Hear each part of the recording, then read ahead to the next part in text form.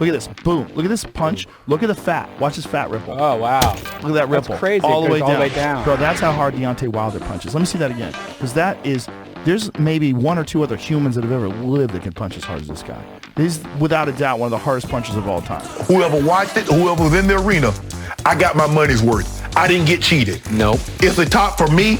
It is, in my lifetime of trilogy, it's a top 5 for me. Tyson Fury versus Deontay Wilder 3 was an epic fight. Regardless of the outcome, Fury versus Wilder 3 is a modern-day heavyweight classic. The Fury Wilder 3 KO in round 11 put an exclamation mark on this fierce UK-US rivalry and improves the WBC champion's record to 31 wins, 0 losses, 1 draw with 21 wins coming by way of stoppage. However, there are people, members of mainstream media outlets that keep boxing fans a slave of the moment of Wilder Fury 3 in terms of Tyson Fury's legacy as a whole. So today we're bringing back the proper context surrounding Fury's legacy and what Fury's win in Fury Wilder 3 actually means. Hey, what's going on, Ringsiders? This is your host, Boxing's Objective Observer, and welcome back to Ringside Stories. Don't forget to subscribe to the channel, thumbs up, and hit that notification bell if you enjoy the content. I think Tyson Fury is a fantastic fighter when he fights. He has proven what he's capable of, and that it includes his dominance in the entire Wilder Fury trilogy,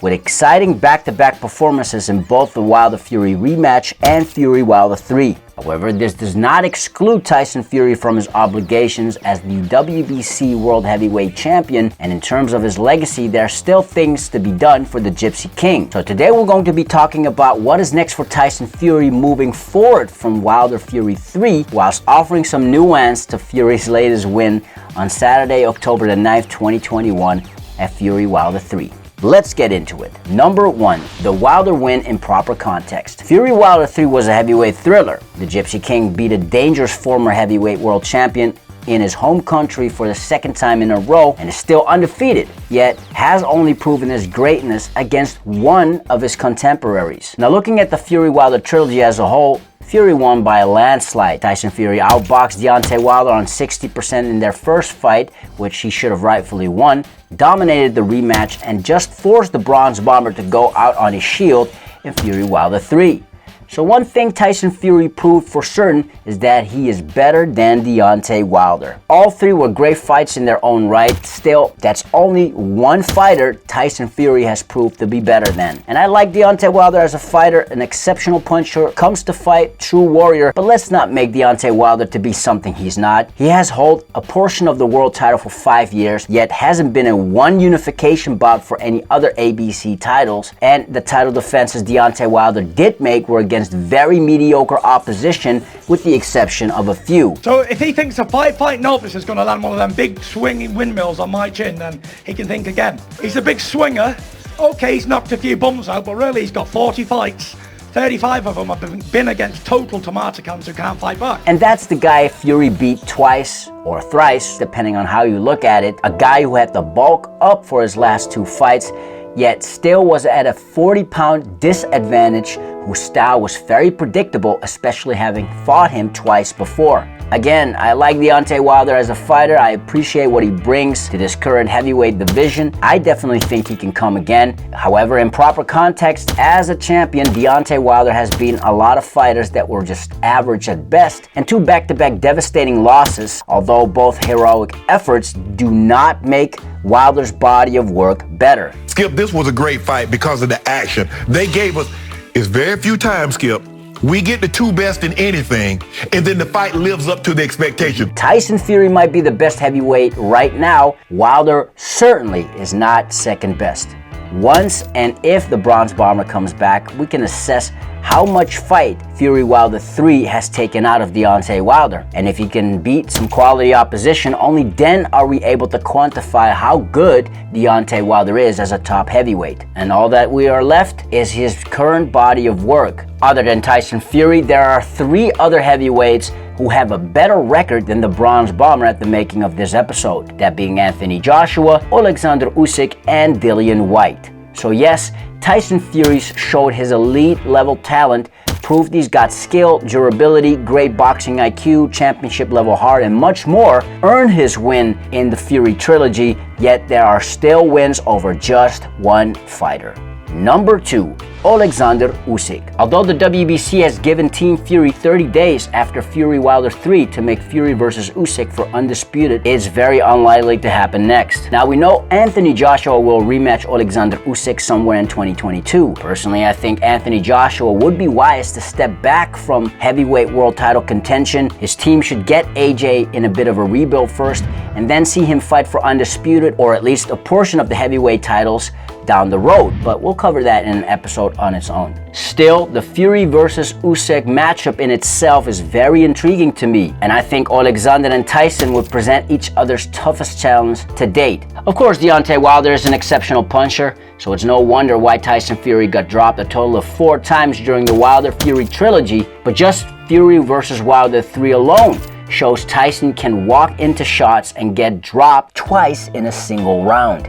Still, historically speaking, Tyson Fury has been caught that way against notorious non-punchers Nevin Pakic, who dropped Fury back in 2011, and 2 years later when Tyson Fury made his debut on US soil against former 2-time IBF Cruiserweight World Champion Steve USS Cunningham. Although a career cruiserweight standing at 6'3" with a KO percentage of around 40% around that time in 2013, Steve Cunningham dropped Fury and made the Gypsy King work hard on that night. Fought Steve Cunningham, didn't he? He was a very good cruiserweight world champion. He gave me one of my hardest fights I ever had. You did what a big heavyweight should do. And I didn't do my outboxing him, did I? Because I was getting outboxed, wasn't I? Not only did the smaller Cunningham outbox Fury, he outspeeded him with movement and boxing skills, which have troubled the Gypsy King throughout his career. Alexander Usyk has great foot movement, a great gas tank, and very able to go the full 12 rounds. Just rewatch Joshua versus Usyk. Usyk wasn't just the belt holder, he was the undisputed cruiserweight world champion, meaning whatever Steve Cunningham did that bothered Tyson Fury, Alexander Usyk will be able to execute on an elite level. Because of Usyk's pedigree, because of his skill set, and just because Alexander Usyk is a more natural heavyweight than many other cruiserweights, just like Steve Cunningham, even though Usyk just moved up to heavyweight himself. From my perspective, I would say if Fury comes to fight Usyk in the shape he fought Wilder, not the best option for him, definitely, 100%. By the way, many people thought Usyk would lose to Joshua because of his size, of his skills, of his punch, but we saw what happened. Now, of course, as his promoter, he has to be confident in his man. However, if Tyson Fury were to face Alexander Usyk right now, the fight would definitely not be a foregone conclusion. It will be a high-level fight in terms of skill, boxing IQ, and flexibility, because I think the key to winning Fury Usyk is a matter of whoever is able to switch and adjust their tactics the best and use their attributes to the best of their ability. But first things first, Alexander Usyk has to prove he can repeat his win over Anthony Joshua when the two will meet up and fight again, and Tyson Fury will have to deal with his mandatory challengers, his first being the winner of Dillian Whyte, Otto Wallin, coming up next. Number 3, best in his era. Now we have to give Tyson Fury his props for his run since his comeback in 2018.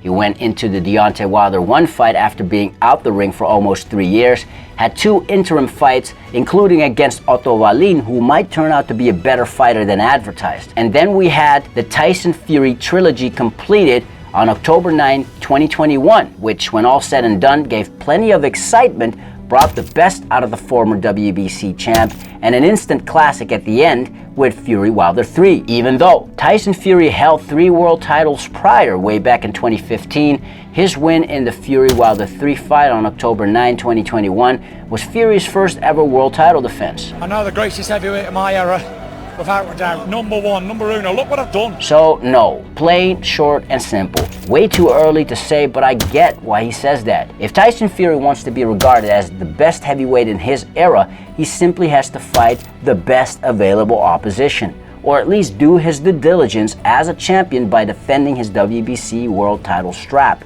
against his mandatory challengers. It's like if Muhammad Ali shook up the world by beating hard-hitting, then undefeated world champion Sonny Liston once, and then go straight into a trilogy with Smokin' Joe Frazier. Would boxing fans have regarded Muhammad Ali the best of his era? much less the greatest of all time beating just two different guys? No.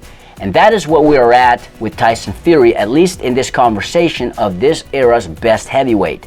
As of this recording, Tyson Fury is an elite heavyweight with an array of skills, unique talents, and attributes who dethroned two reigning world champions, one being a trilogy in the modern day era.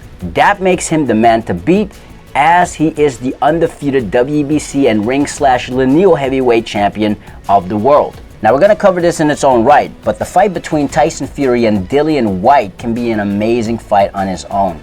Both come to fight, both have a good body of work as a pro. Tyson Fury obviously is the champion. Dillian Whyte is the interim champion, who's beaten a lot of top 10 fighters. Both can sell a fight, and then on top of that, Dillian and Tyson have history together, which makes for an even spicier encounter when the two will meet. You can't really take Tyson Fury serious. He says one thing, then he does another thing. The facts are the facts. He called it on. When the Canman showed, we didn't want it.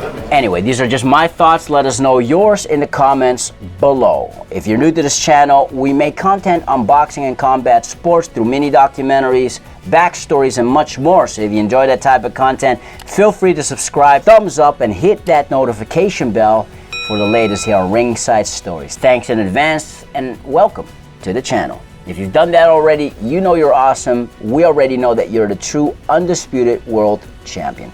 Till next time, Ringsiders, this is your host, Boxing's Objective Observer, with Ringside Stories. Thanks for watching, and have a legendary day.